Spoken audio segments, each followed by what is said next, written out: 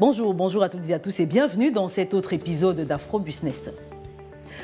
Au menu de ce programme, Sommet des BRICS 2023, quel avenir pour le nouvel ordre mondial? La 15e rencontre du genre en Afrique du Sud est vue comme un tournant décisif.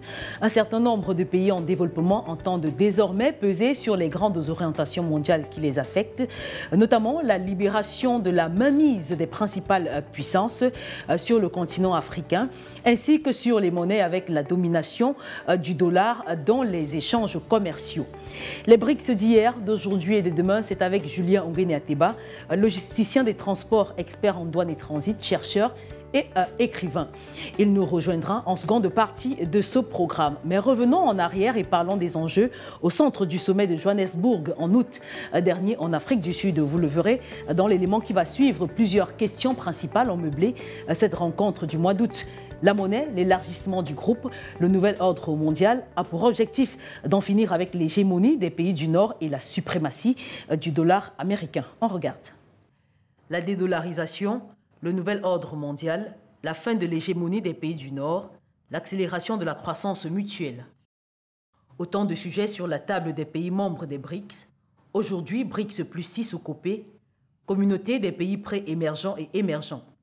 La 15e rencontre d'août 2023 des BRICS autour du thème « Les BRICS et l'Afrique pour un partenariat en vue d'une croissance mutuellement accélérée, un développement durable et un multilatéralisme inclusif » a mis en exergue la force de cet autre bloc sélectif et le pouvoir économique du continent africain.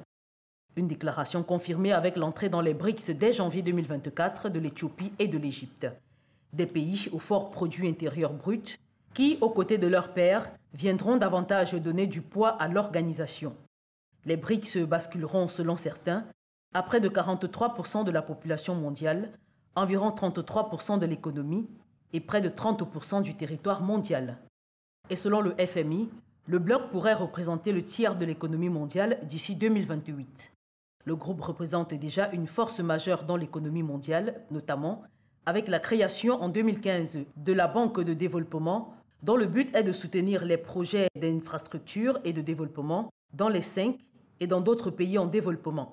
Il faudrait également savoir qu'un nouveau système de paiement commun pour les pays membres serait en gestation. Une vingtaine de pays a manifesté sa volonté de rejoindre les BRICS, qui ne dérogent pas à la règle des critères de sélection assez complexes.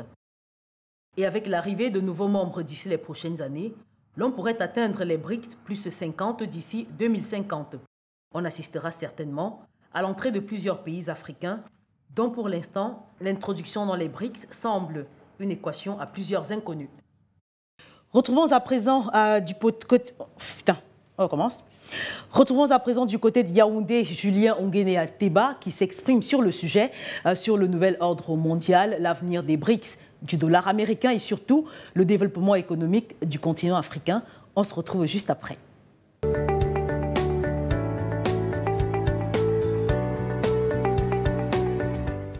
Bonjour Julien Onguéné-Ateba et bienvenue dans Afro Business.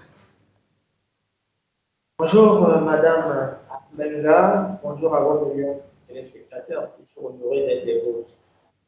Alors nous revenons dans cet épisode sur la rencontre des BRICS à Johannesburg en Afrique du Sud les 24 et 25 août 2023. Réunion à plusieurs enjeux, notamment la dédollarisation et le nouvel ordre mondial, un sujet sur lequel vous vous êtes appesanti au cours d'une de vos sorties dans laquelle vous parliez des BRICS d'hier, d'aujourd'hui et de demain. Alors comment comprendre ces différentes étapes ?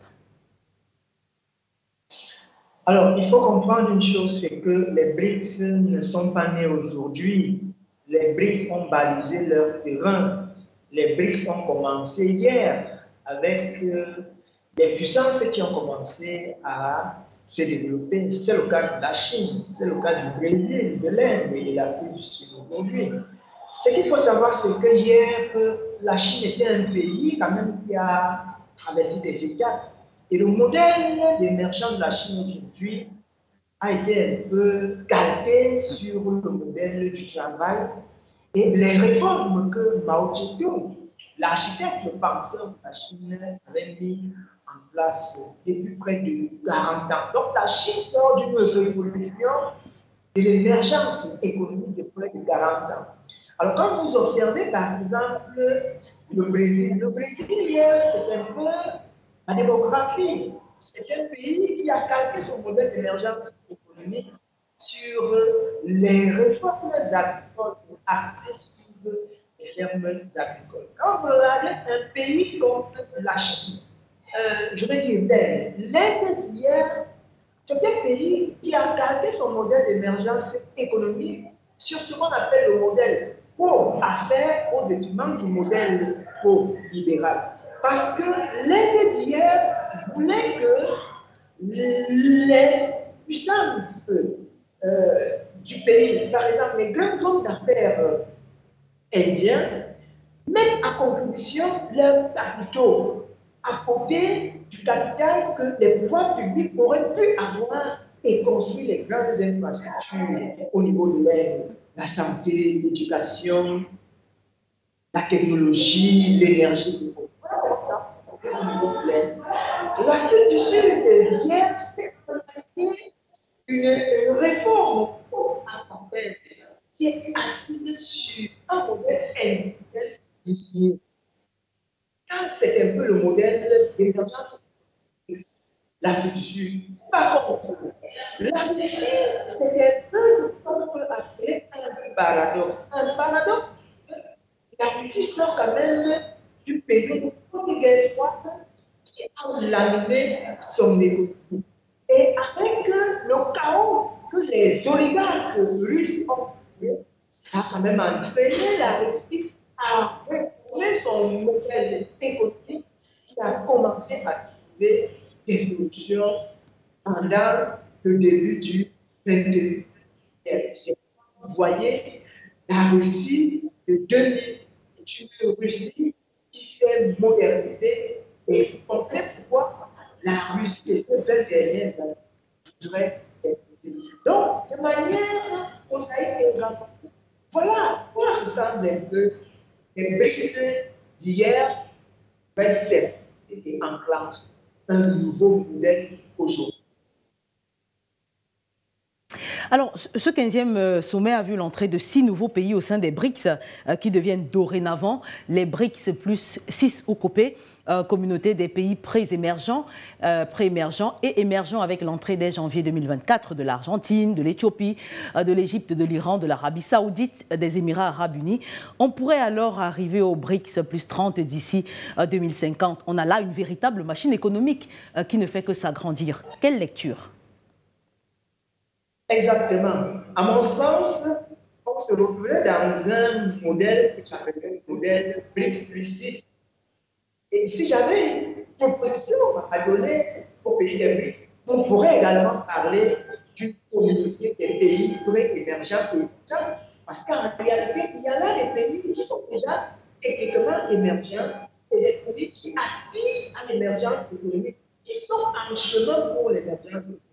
Et quand vous regardez la caractéristique des pays en milieu, vous voyez bien un pays comme l'Égypte. On peut se poser la question de savoir pourquoi. En réalité, il y a ce qu'on appelle les indicateurs d'émergence économique. Et dans les indicateurs d'émergence économique, il y a quand même ce qu'on peut considérer comme la puissance militaire. L'Égypte, c'est la première puissance militaire en Afrique. Suivi la deuxième puissance militaire qui est l'Éthiopie. La troisième puissance militaire est l'Algérie. La quatrième puissance militaire, le Nigeria et le Japon. Vous avez là un pays comme l'Éthiopie, qui est quand même la 30e puissance économique du monde.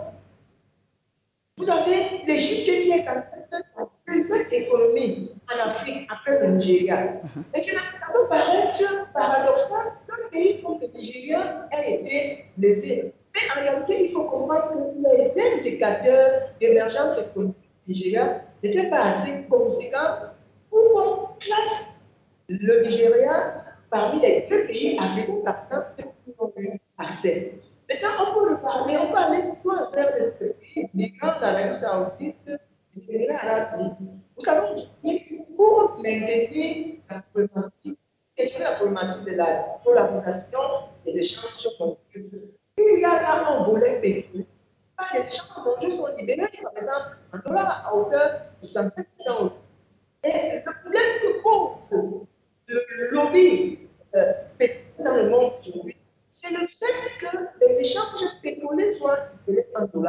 Et vous comprenez pourquoi les BRICS pourraient avoir les grands pays pétroliers dans le monde, parce qu'il faut avoir un lobby, il faut avoir un contrepoids pétrolier qui fera en sorte qu'au niveau, n'est-ce pas, des échanges pétroliers en dollars, qu'il y ait une vraie négociation et des échanges pétroliers dans le monde. Il faut bien y revenir, Je crois qu'il faut se rappeler que le Nigeria aura des efforts à faire. Comme je dis, le Nigeria, c'est près de 926 000 mètres carrés, avec près de 200 hectares. Il y a là un problème de répartition. Parce que le Nigeria va se retrouver d'ici quelques années dans une demande de guerre pour pouvoir capitaliser les 200 millions d'habitants. Parce que la démographie nigérienne, et il y a des inégalités on peut essayer de calculer ce qu'on appelle, n'est-ce pas, c'est la courbe de l'élément. Comme Yalovitch a il faut aller fermer. La puissance nigérienne n'est pas la même la puissance nigérienne militaire de l'Afrique du Sud. On essaie de comprendre la question technologique, la question industrielle, la question, n'est-ce pas, de ce que la révolution spatiale avec certains satellites qui sont comme ça implémentés au niveau de l'espace. Les Éthiopies, quand même, a un satellite. Les Chili est un satellite. Vous voyez, quand on essaye de faire des indicateurs, on comprend de leur pourquoi on a utilisé l'Égypte et donc, pour le cas du Nigeria, Maroc qui était également en liste. Des pays comme le Ghana, donc c'est qu'à le voir, c'est des pays qui sont des pays émergents qui vont certainement faire l'objet de discussions lors du prochain sommet des. Le regard, aujourd'hui, c'est que le regard, c'est 43% de la population mondiale. Ça peut faire 40% de l'économie mondiale et 30% de la population mondiale, de l'espace mondial, pas géographique mondial. Donc, il y a là un point à ne pas négliger. Donc, le but aujourd'hui, c'est que les puissances humaines. Mais docteur, d'autres facteurs pourraient-ils, vous les avez déjà d'ailleurs cités, défavoriser Abuja, le Nigeria, qui est pourtant, vous l'avez dit, la première puissance économique africaine en 2022 en termes de PIB, avec 447,77 milliards de dollars devant l'Égypte, 475 milliards. Puis vient l'Afrique du Sud. Pour en venir aux BRICS de demain, peut-on entrevoir aujourd'hui les différents pays africains qui pourraient rejoindre les BRICS et quels sont leurs différents atouts? Je voudrais quand même rappeler que quand vous voyez la technostructure des pays comme le Sénégal, des pays comme la Côte d'Ivoire, des pays comme le Cameroun, des pays comme la RDC, l'Angola, ce sont des pays, le Kenya, le Botswana, le Rwanda. Je rappelle quand même que le Rwanda fait quand même partie des pays qui ont un satellite africain aujourd'hui. En réalité, tous les indicateurs ne sont pas les bons. Il faut les indicateurs démographiques. Si vous avez une puissance démographique et que vous n'avez pas la puissance agricole pour nourrir votre démographie, ça crée une inégalité. Si vous avez une puissance spatiale et vous avez une faiblesse au niveau, par exemple, de la puissance militaire, vous savez, aujourd'hui, le Sénégal ne fait pas partie de la puissance militaire en Afrique. Parce qu'un pays comme le Tchad, c'est la 17e puissance militaire en Afrique. Mais le Tchad, en termes économiques, c'est rien devant le Nigeria. Vous avez un pays comme la Côte d'Ivoire qui a des inégalités qui sont rapprochées des inégalités. Ce sont des pays qui ne peuvent pas commencer pour le moment avec le Nigeria, qui ne peuvent pas commencer avec le Maroc, qui ne peuvent pas lancer avec le Chili. En réalité, il faut une bonne dose de chance. Il faut faut une grande puissance agricole, il faut une grande puissance industrielle, il faut une grande puissance satellitaire, une grande puissance scolaire, il faut une grande puissance technologique, de capital, de recherche, d'innovation et autres.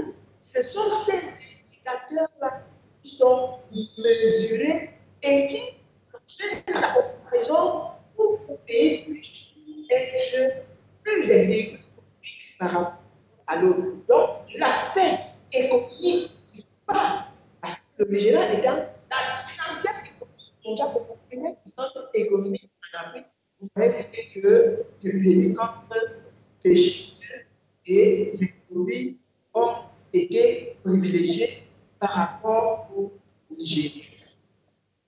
Alors, les BRICS auront également la lourde mission de repenser, selon vous, la fausse définition de la devise qui nous a été vendue depuis Bretton Woods en 1944. Il faut cesser, selon vous, de faire comprendre à l'humanité qu'une devise est une unité monétaire étrangère qui doit être acceptée. C'est un peu la fausse définition de la monnaie qu'il faut le penser. Parce qu'en réalité, une monnaie étrangère dépend du lieu où on se trouve. Bon, de manière simple, c'est basique en économie. Si vous êtes aux États-Unis, le franc CFA, c'est une monnaie étrangère. Même ma grand-mère de Congo ne comprend pas aisément. Si vous êtes au Cameroun, le dollar est une monnaie étrangère. Mais d'où vient-il qu'on ait défini une devise comme une monnaie étrangère qui est acceptée sur le marché des échanges? En réalité, cette définition de la devise a fait l'objet de la politique monétaire de la Fédérale Réserve depuis des années jusqu'à ce jour. Et vous comprenez pourquoi la dollarisation de l'économie mondiale est déjà après d'un siècle. Ça pose un problème. Parce qu'en réalité, l'objectif recherché était justement de libérer la plupart des échanges mondiaux en dollars. Ce qui a fait la force du dollar. Parce que plus une monnaie est demandée, plus elle est puissante, plus elle prend de la valeur. On est là dans le marché monétaire, le marché de l'échange des monnaies. Et c'est un peu ce qui fait l'objet, n'est-ce pas, de la sensibilité du dollar aujourd'hui vis-à-vis des autres monnaies. Le dollar est plus demandé, le dollar est plus aimé,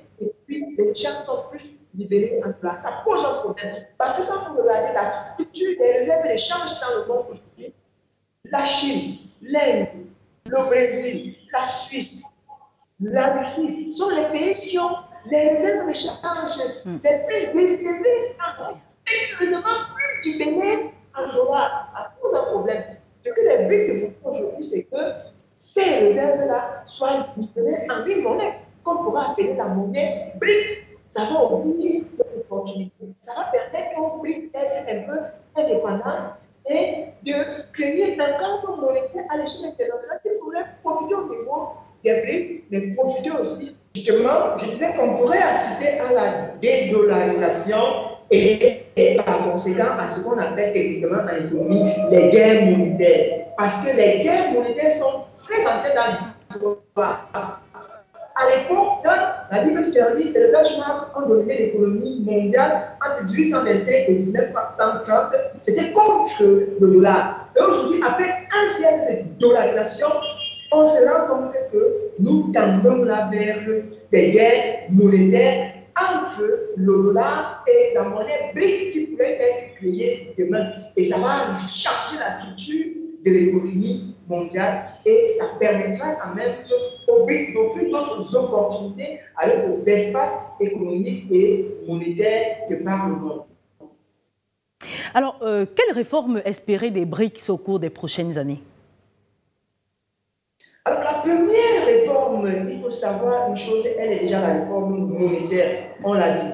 Les BRICS, en mettant en place une monnaie que je pourrais appeler, je ne sais pas moi, la monnaie BRICS ou BRICS Money, ça dépendra de ce qu'ils diront. En réalité, c'est une monnaie qui pourra quand même nous ouvrir la porte à ce qu'on va appeler les euros BRICS ou alors les BRICS bonds. Ça va nous éviter de dépendre sur le marché monétaire des eurobonds ou alors des euro-dollars qui sont souvent très coûteux en matière de demande, n'est-ce pas, des eurobonds qui ont des maturités très longues.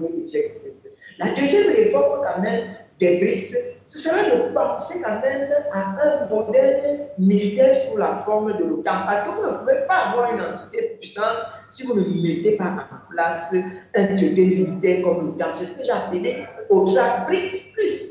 Les BRICS peuvent s'inspirer de cette notion. Il y a également cette réforme liée, par exemple, aux questions de gouvernance mondiale par rapport aux BRICS qui devaient fondamentalement intégrer. Il y a la question des réformes agricoles, la question des réformes industrielles, des réformes technologiques, le transfert des technologies pour des pays qui n'ont pas encore accès. Donc les réformes sont légion au niveau géopolitique, au niveau stratégique. Il reviendra comme ça au BRICS de choisir le timing et maintenant les priorités pour pouvoir arriver à parce que je rappelle quand même qu'il faudra encore du temps parce que l'Amérique domine encore, les États-Unis dominent encore, le G7, hormis la Chine et l'Inde, dominent encore l'économie mondiale. Donc il faut dire que les BRICS s'offrent les moyens de leur politique. Ces moyens sont déjà là. Il faut simplement qu'il y ait une stabilité. Surtout, il faudrait que les BRICS évitent une déstabilisation géopolitique, géostratégique, liée par exemple à une guerre. Vous pouvez comprendre pourquoi la guerre de la Russie contre l'Ukraine n'est pas un indicateur qui peut rassurer la Russie. Vous comprenez pourquoi la Chine, l'Inde sont des pays qui ne s'intéressent pas trop à cette guerre parce que pour que ces pays atteignent leurs objectifs, il faudra fondamentalement une stabilité, éviter une guerre. Alors, je vous pose la dernière question, Julien Nguéné Ateba. Une zone de libre-échange Afrique-BRICS ou alors ZLECAf BRICS pourrait-elle permettre au marché africain de bénéficier plus d'avantages économiques? Ce sera un très grand marché parce qu'au niveau de la ZLECAf déjà, c'est déjà un très grand marché, 1,5 milliard d'habitants. Alors, s'il y a une zone de libre-échange entre la ZLECAf et les BRICS, vous voyez que ça crée deux zones de libre-échange et vous pouvez imaginer la fusion des échanges qui pourront être.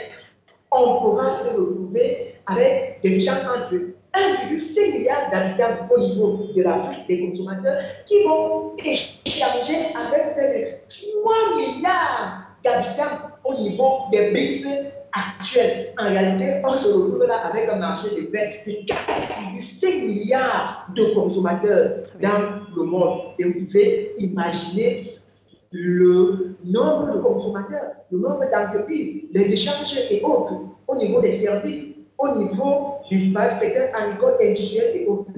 C'est un vaste marché qui pourra profiter à ces deux zones ensemble. Merci à vous, Julien Nguéné Ateba, pour ces éclairages. Je rappelle que vous êtes économiste, vous êtes logisticien des transports, expert en douane et transit. Vous êtes également chercheur et écrivain.